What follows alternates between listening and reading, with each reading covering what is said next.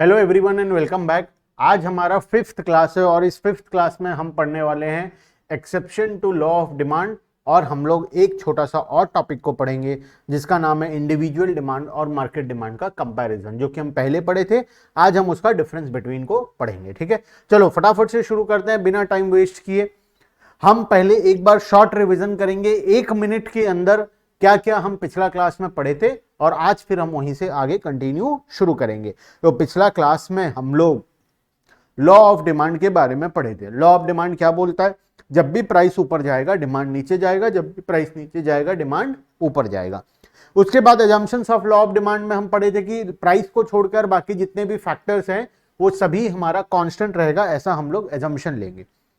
फिर आया था important facts about law of demand, जिसमें हम बहुत सारा पॉइंट पढ़े थे। Inverse relationship, quantitative but not qualitative but not quantitative. फिर पढ़े थे नो प्रोपोर्शनल रिलेशनशिप, फिर पढ़े वन साइडेड, और उसके बाद हमारा एक final topic reasons for law of demand शुरू हुआ था। उसमें सबसे पहला law of diminishing marginal utility पढ़े, फिर सब्सटीट्यूशन इफेक्ट के बारे में पढ़े, फिर इनकम इफेक्ट के बारे में पढ़े, फिर एडिशनल कस्टमर के बारे में पढ़े, और आखिरी में डिफरेंट यूजेस के बारे में पढ़े थे। ठीक है, ये हमारा आखिरी क्लास था, फोर्थ क्लास। आज हम आगे चलेंगे, exception to law of demand के बारे में पढ़ेंगे। अब ध्यान देना, मैं टॉपिक को शुरू कर रहा हूं, exception to law of demand. ये हमारा आज का टॉपिक है, फिफ्थ क्लास का टॉपिक है, हैशटैग नंबर 5 है। ओके, अब exception to law of demand, exception का मतलब क्या होता है? वो सभी कंडीशंस या वो सभी सिचुएशन जब लॉ ऑफ डिमांड फॉलो नहीं होगा। लॉ ऑफ डिमांड फॉलो नहीं होगा, इसका मतलब क्या है सर? देखो, लॉ ऑफ डिमांड का मतलब क्या होता है? लॉ ऑफ डिमांड हमें बोलता है कि जब भी प्राइस ऊपर जाएगा डिमांड नीचे जाएगा। ये कौन बताया हमको? लॉ ऑफ डिमांड बताया। जब भी प्राइस नीचे जाएगा डिमांड ऊपर जाएगा, ये बात कौन बताया? लॉ ऑफ डिमांड बताया। अब हम पढ़ रहे हैं उसका एक्सेप्शंस। एक्सेप्शन मतलब ऐसा कब नहीं होगा, मतलब लॉ ऑफ डिमांड कब गलत होगा। इसका मतलब प्राइस ऊपर जाएगा लेकिन डिमांड नीचे नहीं जाएगा, या तो डिमांड कांस्टेंट रहेगा या तो डिमांड ऊपर जाएगा, मतलब लॉ ऑफ डिमांड फॉलो नहीं होगा।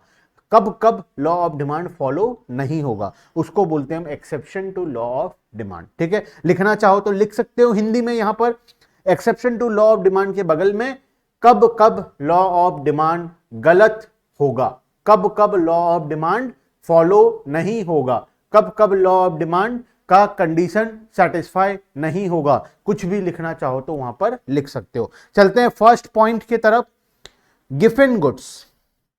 गिवन गुड्स का मतलब होता है इंफीरियर क्वालिटी ऑफ गुड्स। अब इंफीरियर क्वालिटी ऑफ गुड्स में क्या होता है? गिवन गुड्स मतलब इंफीरियर गुड्स। इंफीरियर गुड्स में क्या होता है, ध्यान से देखना। जब भी प्राइस इंक्रीज होगा, जब भी इंफीरियर गुड्स का प्राइस इंक्रीज होगा, इंफीरियर गुड्स का डिमांड कम नहीं होगा, इंफीरियर गुड्स का डिमांड बढ़ेगा। इसका एग्जांपल लेकर मैं तुम्हें समझाना चाहता हूं, ध्यान से सुनना। एक बेहतरीन एग्जांपल के साथ मैं तुमको समझाऊंगा, ऐसा कॉन्सेप्ट क्लियर होगा कि जीवन भर तुम इस कॉन्सेप्ट को नहीं भूलोगे। ध्यान से सुनना, अगले 2-3 मिनट के लिए पूरा कॉन्सेप्ट क्लियर होगा। मान लो मेरा कंजम्पशन का कैपेसिटी है 20 kg, मैं महीने भर में 20 किलो खाना खाता हूं। अब 20 किलो क्या खाता हूं इससे मतलब नहीं है, मेरे को टोटल 20 kg फूड चाहिए पूरे महीने भर में। तो मेरा जितना भी इनकम होगा मैं उससे 20 किलो सामान खरीदूंगा, उसके बाद अगर मेरा इनकम बचता है तो मैं उसको कहीं और इन्वेस्ट करूंगा या जो भी करूंगा। मेरा कंजम्पशन कैपेसिटी है 20 kg ऑफ राइस, एग्जांपल ले लेते। अब इसमें क्या होता है, मैं क्या करता हूं, हर महीने 15 kg at the rupees of 2 खरीदता हूं। 2 रुपए वाला राइस खरीदता हूं, मान लेते हैं 2 रुपए वाला राइस इंफीरियर क्वालिटी है, तो मेरा कितना रुपए लग गया? 30 रुपए लग गया। और 5 kg में सुपीरियर क्वालिटी ऑफ गुड्स खरीदता हूं at the rate of 10 rupees, at the rate of 10 rupees. ठीक है, कितना रुपए लगेगा मेरा? मान लो मेरा 50 लग गया, टोटल 80 रुपीज। मेरा इनकम कितना था? इनकम था 80। सब कुछ मैच हो गया, इनकम 80 था, खर्चा 80 था, मेरे पास ना एक्स्ट्रा बचता था ना मैं एक्स्ट्रा ना मेरे को शॉर्टेज पड़ता था, मेरा जिंदगी ठीक चल रहा था। अचानक से क्या हुआ, इंफीरियर क्वालिटी का गुड्स जो था उसका प्राइस इंक्रीज हो गया। अब जब इंफीरियर क्वालिटी का प्राइस इंक्रीज हुआ, 2 रुपए से मान लेते हैं 4 रुपए हो गया, 2 रुपए से अब इसका प्राइस हो गया 4 रुपए। तो तुम्हें क्या लगता है, as per law of demand क्या होना चाहिए, जब भी प्रोडक्ट का प्राइस इंक्रीज होगा उसका डिमांड कम होना चाहिए। लेकिन अब क्या होगा, ध्यान से सुनना, जब इसका प्राइस 4 रुपए हो गया, मेरा इनकम क्या बढ़ा था, नहीं, मेरा इनकम 80 का 80 रुपए था, मुझे 80 रुपए में अभी भी कितना सामान खरीदना है, 20 किलो सामान खरीदना है। तो क्या तुम्हें लगता है कि मैं ये खरीदूंगा और अब मैं ये नहीं खरीदूंगा, अब मैं 20 किलो सामान खरीदना था तो 20 kg at the rate of ₹4, 80 kilo 80 rupees हो गया, मेरा इनकम ये मैच हो गया। तो अब मैं कौन से क्वालिटी का गुड्स खा रहा हूं, अब मैं इंफीरियर क्वालिटी का कंजम्पशन को इंक्रीज कर दिया। पहले मैं इंफीरियर क्वालिटी 15 किलो खरीदता था, अब मैं इंफीरियर खरीद रहा हूं 20 किलो। क्यों, क्योंकि प्राइस इंक्रीज हो गया। प्राइस इंक्रीज होने पे इंफीरियर क्वालिटी के प्रोडक्ट का डिमांड भी इंक्रीज हो गया। यहां पर लॉ ऑफ डिमांड फेल कर गया, लॉ ऑफ डिमांड यहां पर काम नहीं किया। बात समझ में आया। जब भी इंफीरियर क्वालिटी ऑफ गुड्स का सामान का प्राइस बढ़ता है तो लोग क्या करते हैं, सुपीरियर क्वालिटी को बंद करके इंफीरियर क्वालिटी ज्यादा खरीदते हैं। जैसे मैं एग्जांपल दूं, मान लो तुम राइस खरीदते थे और राइस खरीदने के बाद जो भी पैसा बचता था उसका आइसक्रीम खरीद लेते थे। अब अगर बाई चांस राइस का प्राइस बढ़ गया तो तुम क्या करोगे, राइस कम खरीदोगे और आइसक्रीम ज्यादा खरीदोगे, नहीं, तुम क्या करोगे, आइसक्रीम का कंजम्पशन को कम कर दोगे, लेकिन राइस जितना खरीदते थे उतना तो गारंटीड खरीदोगे ही खरीदोगे, या उससे ज्यादा क्वांटिटी खरीदोगे और आइसक्रीम का क्वांटिटी को कम कर दोगे। रीजन क्या है, हम इंफीरियर क्वालिटी ऑफ गुड्स को मजबूरी में कंजम्पशन करते हैं। मजबूरी, वो कंजम्पशन करना हमारा मजबूरी है, तो जब उसका प्राइस बढ़ेगा हमारा मजबूरी भी और बढ़ जाएगा। हम जो सुपीरियर क्वालिटी कंज्यूम करते थे हमको उसको बंद करना पड़ेगा और हमारा सारा पैसा हमको इंफीरियर क्वालिटी ऑफ गुड्स पे लगाना पड़ेगा। मेरे हिसाब से पूरा कॉन्सेप्ट क्लियर होगा। चलते हैं आगे। Given good, this are special kind of, पढ़ते हैं फटाफट। This is special kind of inferior goods on which the consumer spends a large part of his income and their demand rises with increase in prices and demand falls with decrease in prices। ठीक है। Next, status symbol goods और goods of ओस्टेशन, दिखावा करने का goods. Diamond का price इतना क्यों है मार्केट में, क्या डायमंड का उतना यूजफुलनेस है, क्या हम डायमंड नहीं पहनेंगे तो हम जिंदा नहीं रहेंगे, मर जाएंगे, नहीं। डायमंड का डिमांड इतना है बिकॉज उसका प्राइस उतना है। डायमंड एक ऐसा गुड्स है जो दिखावे के लिए लोग पहनते हैं, लोग अपने आप को सुपीरियर प्रूफ करना चाहते हैं, लोग अपने आप को अमीर प्रूफ करना चाहते हैं, इस वजह से वो लोग डायमंड को वेयर करते हैं। वरना डायमंड का कोई यूज नहीं है जीवन में, वेस्ट है, वो एक पत्थर का टुकड़ा है, लेकिन फिर भी उसका डिमांड इतना है, प्राइस इतना है, बिकॉज लोग उसको दिखावे के लिए यूज करते हैं। बात समझ में आया। तो जब भी स्टेटस सिंबल गुड्स होगा, अगर उसका प्राइस बढ़ेगा तो उसका प्रेस्टीज वैल्यू, वो प्रोडक्ट को ओन करने का प्रेस्टीज वैल्यू इंक्रीज होगा, जिससे लोग उसे ज्यादा खरीदेंगे।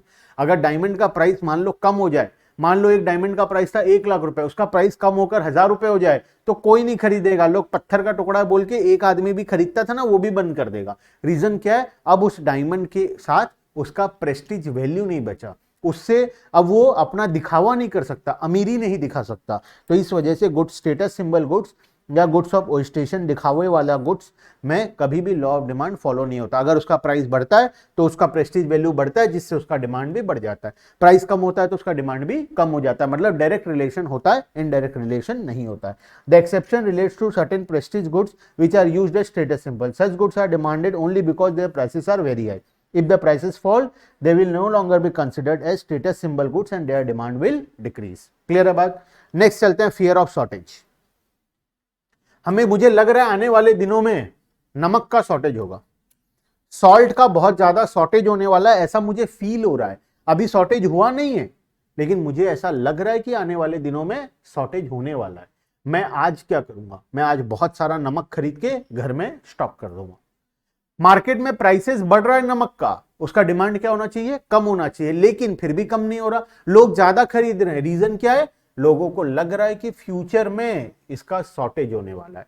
तो जब भी हमें ऐसा कोई डर होता है कि फ्यूचर में कोई प्रोडक्ट का शॉर्टेज होने वाला है, तो हम क्या करते हैं, हम उस प्रोडक्ट को आज बहुत सारे क्वांटिटी में खरीद कर रख लेते हैं, जिससे प्राइस बढ़ने के बावजूद भी उसका डिमांड बढ़ता है। प्राइस बढ़ने से, वरना लॉ ऑफ डिमांड के अकॉर्डिंग क्या है, प्राइस बढ़ने से डिमांड कम होना चाहिए, लेकिन ऐसा नहीं होता क्योंकि हमें फियर है, हमें डर है कि आने वाले दिनों में इसका शॉर्टेज होने वाला है। ठीक है, तो फियर ऑफ शॉर्टेज के केस में भी डायरेक्ट रिलेशन होता है। ठीक है, नेक्स्ट इग्नोरेंस। अगर कंज्यूमर बेवकूफ है तो इग्नोर कर रहा है, उसको पता है कि प्राइस ज्यादा है लेकिन फिर भी वो इग्नोर करके खरीदे जा रहा है, मतलब वो इरैशनल है। ये पॉइंट का कोई सेंस नहीं बनता, लेकिन एक पॉइंट बनाना था, इस वजह से इसे बनाया गया है। तो तुम भी एग्जाम में क्या करना, इसे लिख कर आ जाना। ठीक है, नेक्स्ट है फैशन रिलेटेड गुड्स।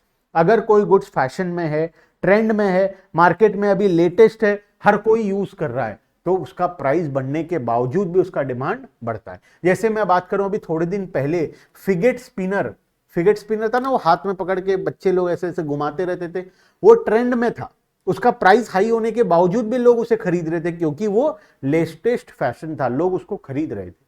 आज अगर किसी को फिगेट स्पिनर फ्री में भी दोगे ना, तो वो तुम्हें फेंक के मारेगा, बोलेगा इसका मैं क्या करूंगा, क्योंकि आज वो फैशन में नहीं है, वो ट्रेंड में नहीं है, इस वजह से उसका डिमांड भी मार्केट में नहीं है। ठीक है, तो फैशन रिलेटेड गुड्स में प्राइस भले इंक्रीज हो लेकिन उसका डिमांड इंक्रीज होता है। लेकिन अगर वो आउट ऑफ फैशन हो गया तो भले उसका प्राइस कितना भी कम क्यों ना हो जाए, फिर भी उसे कोई नहीं खरीदता है। बात समझ में आया। नेक्स्ट है नेसेसिटीज ऑफ लाइफ, जैसे कि मेडिसिन के केस में। मेडिसिन के केस में लॉ ऑफ डिमांड नहीं फॉलो होता। अगर क्या मेडिसिन का प्राइस कम हो जाएगा तो तुम एक दवाई की जगह 3 दवाई खा लोगे, मर जाओगे। क्या मेडिसिन का प्राइस इंक्रीज हो गया तो जो तुम मेडिसिन डॉक्टर लिख कर दिया था उसे खाना बंद कर दोगे, ऐसा भी नहीं होगा। तो नेसेसिटीज ऑफ लाइफ के केस में क्या होता है, प्राइस चाहे कितना भी इंक्रीज हो या डिक्रीज हो, डिमांड हमेशा कांस्टेंट ही रहता है। ठीक है, चलो नेक्स्ट, चेंज इन वेदर। अगर वेदर चेंज हो जाए, जैसे मान लो रेनी सीजन आ गया, रेनी सीजन में अम्ब्रेला का प्राइस बढ़े जा रहा है, कल 100 था आज 200 हो गया है, लेकिन फिर भी लोग उसे खरीदेंगे बिकॉज अभी उसका सीजन है। विंटर गारमेंट्स ठंडी के टाइम पे भले कितना भी महंगा क्यों ना हो जाए, लोग उसे खरीदेंगे। रीजन क्या है, वो अभी उसका सीजन है, उसका वेदर है। अगर सीजन या वेदर रिलेटेड गुड्स है तो वो सीजन आने पे उसका डिमांड इंक्रीज होगा, भले उसका प्राइस इंक्रीज हो रहा है। अगर सीजन नहीं होगा तो प्राइस कितना भी कम हो जाए उसका डिमांड मार्केट में नहीं होगा। बात समझ में आ गया। तो टोटल हम 7 पॉइंट पढ़े। अब चलते हैं हमारे आखिरी टॉपिक की तरफ, individual demand and market demand. ये हम ऑलरेडी पढ़ चुके हैं, एक बार फटाफट से difference between individual demand and market demand देख लेते हैं, क्योंकि एग्जाम में अक्सर क्वेश्चन आता है। इंडिविजुअल डिमांड किसके बारे में था, एक सिंगल इंसान के बारे में था। The quantity demanded of a commodity by an individual, एक single individual consumer at a given price during a given period of time. यहां पर क्या था, all the consumers था। It is a quantity demanded of a commodity by all the consumers at a given price during a given period of time. Next, point number 2 था, it may or may not follow the law of demand. It is possible that individual consumer may demand more even at higher prices.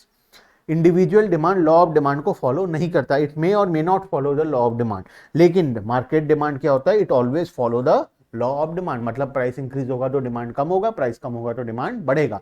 Individual ऐसा market में होता है, individual हो सकता है वो पागल है, प्राइस बढ़ने के बावजूद भी वो खरीद रहा है। तो इंडिविजुअल डिमांड के केस में कभी भी मतलब जरूरी नहीं है कि लॉ ऑफ डिमांड फॉलो होगा, लेकिन मार्केट डिमांड के केस में हमेशा लॉ ऑफ डिमांड फॉलो होता है। Individual demand is not affected by all the factors affecting market demand. Market demand का कितना तो पॉइंट था, 8 पॉइंट था, इंडिविजुअल डिमांड का 5 पॉइंट था। तो क्या बोलता है, मार्केट डिमांड का सारा पॉइंट इंडिविजुअल के लिए वैलिड नहीं है, सिर्फ 5 ही पॉइंट वैलिड है। लेकिन इंडिविजुअल का सारा पॉइंट मार्केट के लिए वैलिड है, क्योंकि इंडिविजुअल में जो 5 था मार्केट में वही 5 था प्लस 3 एक्स्ट्रा था। तो यहां पर क्या हो रहा है, ध्यान देना, मार्केट डिमांड बोल रहा है कि इंडिविजुअल का जितना भी पॉइंट है वो सब मेरे ऊपर एप्लीकेबल है। लेकिन इंडिविजुअल क्या बोल रहा है, मार्केट का जितना भी पॉइंट है वो सारा मेरे ऊपर एप्लीकेबल नहीं है, क्योंकि मार्केट का 8 पॉइंट था, उसमें से 5 ही पॉइंट इंडिविजुअल के लिए एप्लीकेबल था, बाकी 8 पॉइंट हमारा मार्केट के लिए था। बात समझ में आया। तो इंडिविजुअल बोलता है मार्केट का सारा पॉइंट मेरे ऊपर एप्लीकेबल नहीं है, सिर्फ 5 ही पॉइंट एप्लीकेबल है। लेकिन मार्केट बोलता है कि इंडिविजुअल का जितना भी पॉइंट था वो सारा मेरे ऊपर एप्लीकेबल है। बात समझ में आ गया। तो यहां पर हमारे आज के क्लास को हम कंप्लीट करते हैं। नेक्स्ट क्लास में हम आगे का टॉपिक को कंटिन्यू करेंगे। ठीक है, चलो bye bye everyone and thank you.